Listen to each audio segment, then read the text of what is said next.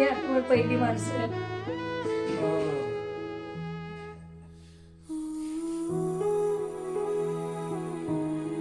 आजीचं 90 वय चाललंय म्हटल्यावरती चांगलंच आहे. हो 90 आहे. हो. तरी आहे अजून काटक आहे चांगली. चांगली काटक आहे. पण किती ओळखलं लगेच. फिरती सगळे आवाजावर माझ्या ओळखली. सोडायचं नाही तर ठेवायचं, बघितलंच का?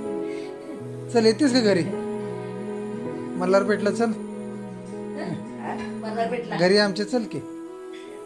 सोडायचंच नाही आहे का? आलेच ते की पण आता थंडीत गाडी आणली की गाडी? मोठी गाडी आणली की. गाडी तर नेली की. का?